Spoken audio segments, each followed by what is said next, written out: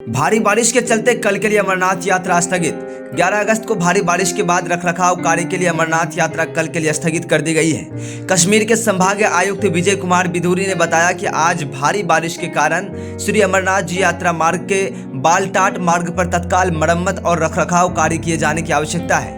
अमरनाथ धाम की यात्रा के लिए इस बार श्रद्धालुओं का चरम पर है, जिस कारण यात्रा को कल के लिए स्थगित कर दिया गया है। तीर्थ यात्रा शुरू होने के पहले दिन से ही श्रद्धालु बाबा अमरनाथ के दर्शन के लिए आतुर दिखाई दे रहे हैं। अभी यात्रा पूरी होने के 8 दिन शेष है, लेकिन दर्शनार्थियों की संख्या ने पिछले 12 साल का रिकॉर्ड तोड़ दिया है। हालांकि इसको लेकर समय आने पर आगे की जानकारी देने की बात कही गई है। जम्मू कश्मीर के बसंतगढ़ इलाके में आतंकियों और सुरक्षा बलों के बीच मुठभेड़, सेना का सर्च ऑपरेशन जारी। जम्मू कश्मीर के उधमपुर जिले के बसंतगढ़ इलाके में आतंकियों और सुरक्षा बलों के बीच मुठभेड़ शुरू हुई है। कुछ देर तक दोनों के बीच गोलीबारी की घटना सामने आई। सुरक्षा बलों ने पूरे इलाके को घेर लिया है।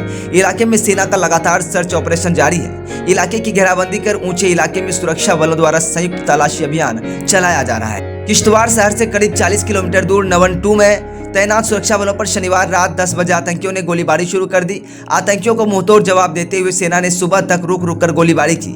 हालांकि हमले में कोई नुकसान नहीं हुआ है। आतंकियों की तलाश में सुरक्षा बलों ने सुबह तलाशी अभियान चलाया, जिसमें जम्मू कश्मीर पुलिस के डीजीपी ने आज अंतर्राष्ट्रीय सीमा संबा के राजपुरा में वीडीजी के सदस्यों से मुलाकात की। इसके बाद उन्होंने बताया कि हम एंटी इन्फिल्ट्रेशन ग्रेड और मजबूत करेंगे और सरकार का भी इस पर काफी जोर दिया जा रहा है।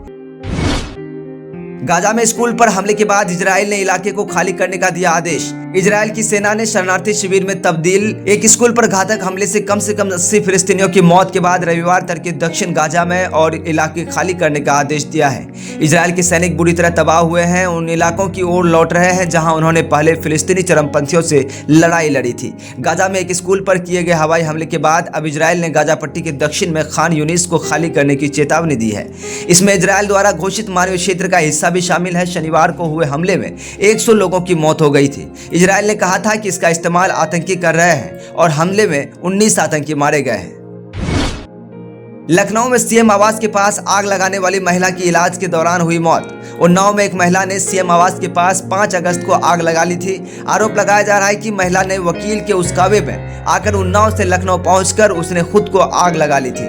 इसके बाद महिला को पहले सिविल हॉस्पिटल में भर्ती कराया गया था, बाद में उसे KGMU रेफर किया गया। हालांकि 90% जल चुकी थी। महिला को 3rd डिग्री की बर्न इंजरी थी। महिला 85% तक जल चुकी थी। वहीं महिला को जब भर्ती किया गया तब उसकी हालत बहुत गंभीर थी। महिला को उपचार प्लास्टिक सर्जरी विभाग में किया गया। वहीं कल रविवार को 1:10 पर महिला की मौत हो गई। महिला की मौत की वजह सेप्टिक शॉक और मल्टीपल ऑर्गन डिस्फंक्शन सिंड्रोम बताया जा रहा है।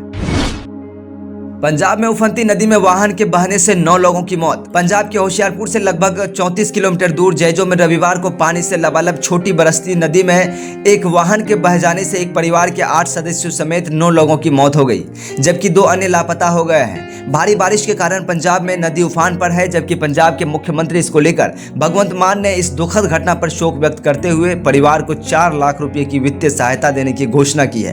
पंजाब में हुई भारी बारिश के कारण बरसाती नदी उफान पर है। मौके पर पहुंची पुलिस ने बताया कि परिवार के 11 सदस्य SUV से हिमाचल प्रदेश के ऊना स्थित देवहरा से विवाह समारोह में शामिल होने पंजाब के महरोवाल गांव जा रहे थे। इसी दौरान नदी में पूरा वाहन बह गया।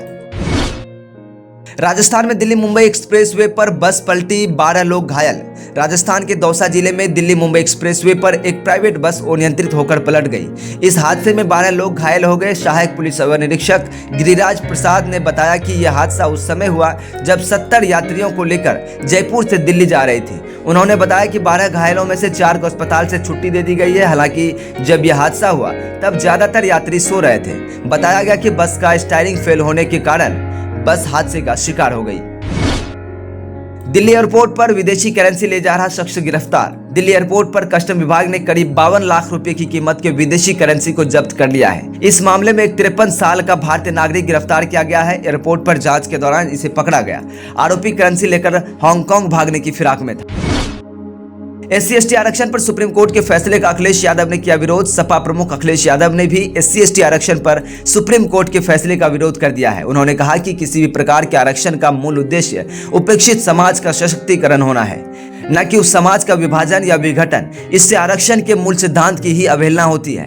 अनगिनत पीढ़ियों से चले आ रहे भेदभाव और मौकों की गैर बराबरी की खाई चंद पीढ़ियों में आए परिवर्तनों से पटी नहीं जा सकती। आरक्षण शोषित वंचित समाज को सशक्त और सबल करने का संवैधानिक मार्ग है। इसी से बदलाव आएगा, इसके प्रावधानों को बदलने की आवश्यकता नहीं है।